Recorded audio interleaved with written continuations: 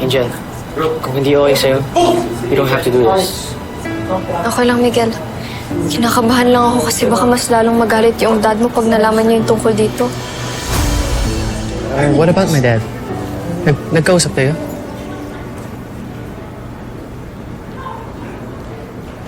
Pinuntahan niya kami kanina sa ground base na pinapalingin niya ako sa'yo. Pero, naintindihan ko naman yun kasi para sa career mo naman yun. Hindi ako mawala lahat ng pinaghirapan mo dahil lang sa pagiging magkaibigan natin. Angel, alam mo naman na lagi ko sinusunod yung gusto ng dad ko. Pero mas importante ka. At hindi lang kaibigan tingin ko sa'yo. Okay? G? Bilang organizer ng event na ito, ako ang mayora nyo here tonight!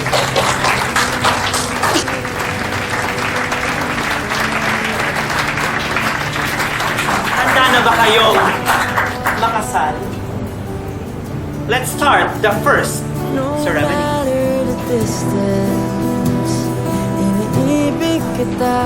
Ano yun, Miguel? I mean, kakausapin ko yung dad ko para hindi ka na niya guluhin. Huwag mo na siyang isipin.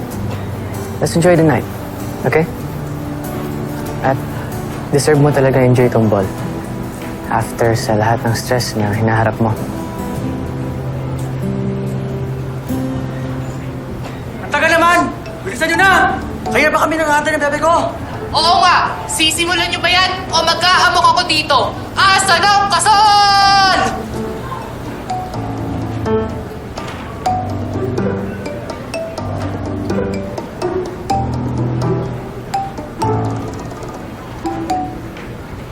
Ay, sorry. Wait. Ready? Let's go.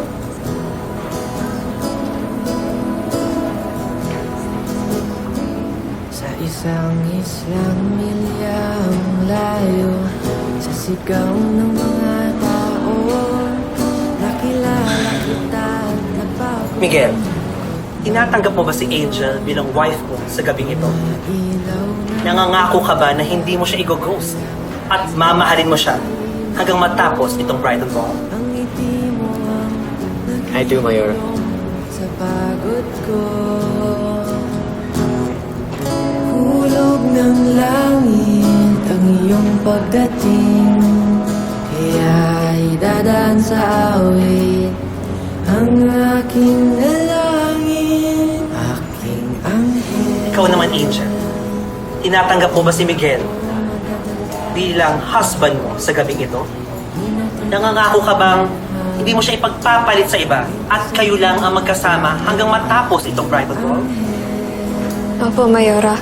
Di na ako magsasayang pa ng oras, ipagsisiyang Ayun naman pala, Miguel, Teka lang. Angel.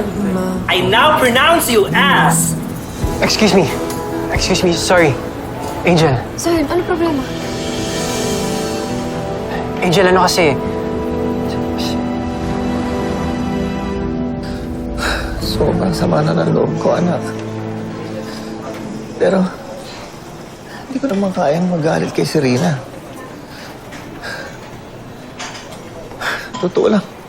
Mas galit na galit ako sa sarili ko dahil hinayaan ko siya maging ganun.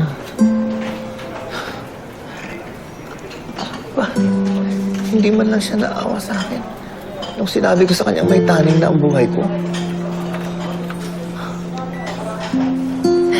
Huwag mo nasisihin yung sarili mo. Si Serena ang nagdidesisyon kung ano gusto niyang gawin sa buhay niya. Hindi na natin kontrolado yun. Mauubos lang siguro ang oras ko.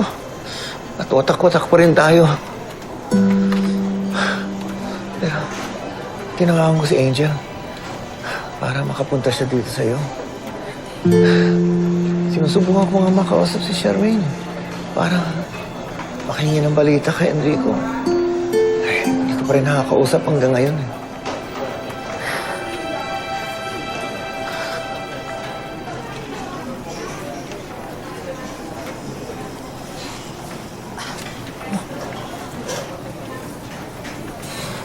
Wala si Sir Ikoy sa Rizal. Hindi ko alam kung nasa.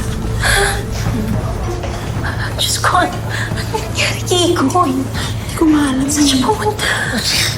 Ano na ba nangyayari ngayon? Diyos ko naman. Hoy, ano pa pinag-uusapan niyo dyan? Chill yung nga kayo dyan.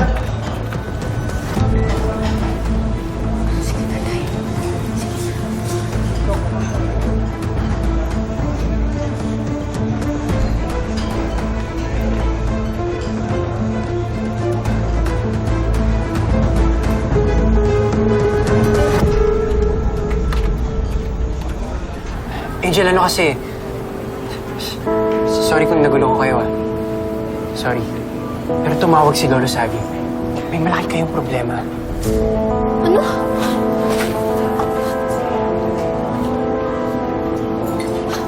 Bakit? Anong nangyari? Angel, ang mama bebe mo raw, hinuli ng mga polis. Anong nangyari kay Mama Bebe? Hindi ko pa alam lahat. Hindi pa sa akin na-explain lahat ni Lolo Sabi, pero binigay niya na sa akin yung address. Kaya tara na, pumunta na tayo doon.